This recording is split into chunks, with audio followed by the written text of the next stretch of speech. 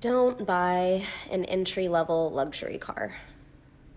I can already tell this is going to be an unpopular opinion. You are literally paying to drive a symbol. If you're driving a luxury vehicle at a non-luxury price point, you aren't actually getting luxury out of the situation. You're just overpaying for your oil changes and maintenance and just driving kind of an average vehicle that was poorly manufactured compared to the rest of the brand's vehicles. So if you're gonna get an A-class Mercedes or a C-class Mercedes, I would recommend just getting a 4Runner because you're not actually getting any of the benefits of having a cool Mercedes. If you can afford that E-class, that S-class, that AMG, it's worth it. If you're shopping around for a 3 Series BMW, maybe take a look at the 4 Series and 5 Series before you make your decision. Or maybe look at Hondas. If you're looking at Audi A3s, what you really need to be looking at is the Audi A6 or get off that lot and get a Toyota. Thanks for watching and don't forget to follow. Okay, so here's a brand new method to make over $1,000 a day. It's an already existing method, but I'm gonna add a little bit onto it. I'll show you exactly how to do that right now. So head on over to clickasnap.com. This is how the front page looks.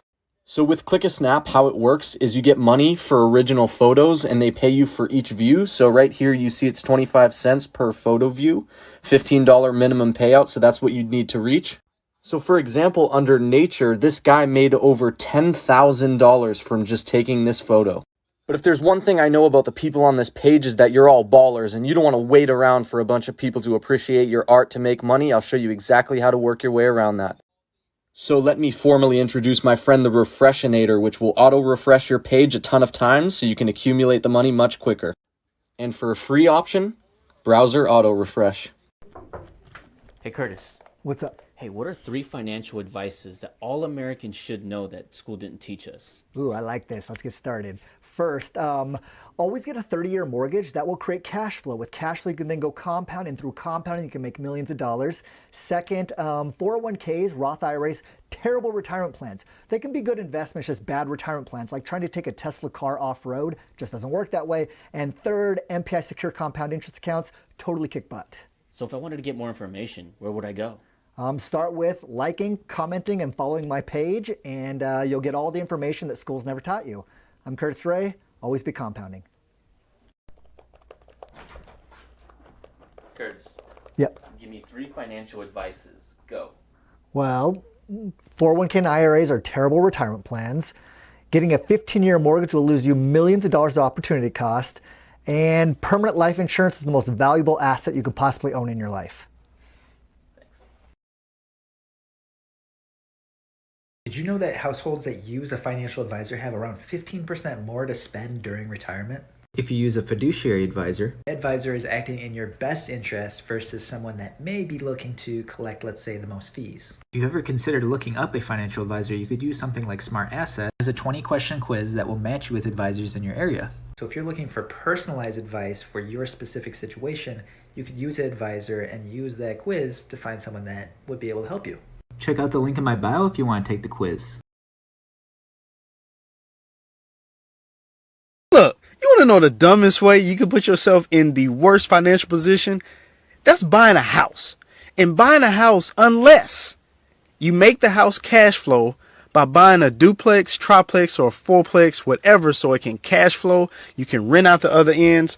Or if you purchase a house in a good area, you buy it like an investor and not a consumer, and you use it to have the proper exit strategy so you can make a profit off of the home that you've been staying in for all these years. Everyone always asks me if I only had $1,000, how would I invest it? And this is the brutal honest truth. If you only have $1,000, do not invest anything. You have rent due next month. You should not be investing. You should be saving. Get back to fucking work. Financial advice that no one wants to hear. Number 1, if you're broke, don't have kids. I'm sorry, but you can't afford them. Wait until you're financially stable and then they grow up in a stable environment. Number 2, stop being complacent. Go ask for that raise. Look for another source of income. Go take that course to go improve your skills. Number 3, avoid consumer debt. For a car, house is acceptable, but it's not by force to finance everything. Alright, it's Pokey Banks, baby. If you want to know how to go from the trailer park to a nice neighborhood with a big fat home, I'm your guy to follow. Hey Credit Coach, I have a question for you. Hey, what's up? Should I pay my credit cards in full each month? Yes, and here's 2 reasons why. The first reason is you want to avoid paying interest on any money you borrowed. The second reason is the lower the balances, the higher the FICO scores. Brother, sister, I come from poverty. I know what it is to be deeply in debt. I know what it is to have a broken financial mindset. So just sit back and listen. You need to start paying yourself first. Instead of focusing on your bills, focus on paying yourself. Number 2, create a rainy day fund. Even when there's no money for it, I promise that you can do it. You can walk the streets and find a couple of quarters to rub together on the ground. People are living in such luxurious lifestyles, way beyond their means. What are the skill sets needed to make money? That's where you want to put your focus on what can you do to create wealth and create value, as opposed to the energy that goes into, we don't have enough and I'm broke and there's victimhood and I need more and the world owes me and I'm not getting it. Stop watching Netflix. Cancel Netflix. You need that money. Keep looking for new ways to add value. You can still have confidence when you're broke, and that's the most important thing for you to gain from this. Make sure you never find yourself becoming part of what we call the high-earning poor. What's interesting is as you climb the ladder in your success at your job, pay raises typically are incremental. They don't go from $60,000 to $160,000 or $160,000 to $500,000 overnight. What happens is they're incremental. They go up maybe 2 to 3% a year, and what happens is we call it the lifestyle creep. Your lifestyle increases as well. And if you don't increase how much you're paying yourself by that percentage each time that pay raise comes, before you know it, you may have grown into the money. You could be making $250,000, $500,000 a year and still be living paycheck to paycheck. So let's say you make $80,000 a year. How do you know if you're ever on track to achieve true financial independence? Here's a great benchmark for you. By your mid-30s, you want to have at least 1 year's salary saved. By your mid-40s, you want to have at least 3 times your salary saved. By your mid-50s, easily 6 times your salary saved. And by your mid-60s, for that true financial independence, maintaining your standard of living, 10 times your salary saved. Go get it. So Bitcoin's been holding steady at about $70,000 Canadian. What could be next? Because it's been kind of boring. Yeah, I love that. I actually saw a pretty good tweet about this. It was like Bitcoin hovering $59,000, obviously US, and y'all are bored. Like, you know, something about dopamine hits relating to the price of Bitcoin. We saw the same thing in 2013. We saw the same thing in 2017. Here we are 4 years later in 2021, seeing kind of the same thing. Ultimately, I think what's going to happen is we're going to stay sideways for another 6 weeks, and then the price will continue to increase kind of at the end of May, early June, into what we'll soon know as the real bull run. If you look back at history, the price charts from 2013 and 2017, they look the exact same to what we're seeing right now. So I think that we're in for a very bullish summer for Bitcoin. If you're between the ages of 20 and 30, here's a few of the money moves that you should be making to make sure that you're ahead in the next 10 years. First is adjusting your lifestyle so you can store and save up to 40% of your income. Figure out how much you're spending per month and work backwards. Here's a list of a few good high-yield savings accounts online.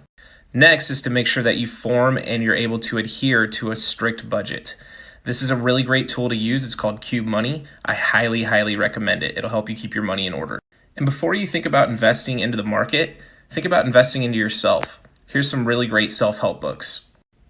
Last but not least, this is one of my favorite books. This is a book that completely changed my life. It's by Ryan Holiday, and you can get it for $4 on eBay. Make these money moves today so the next 10, 15, and 20 years can be the best possible years for you and your future family. Here is a quick tip for catching crypto coins before they actually pump. Head over to lunarcross.com and you can see all the top trending coins influencers have mentioned. Look for a galaxy score and aim above 60.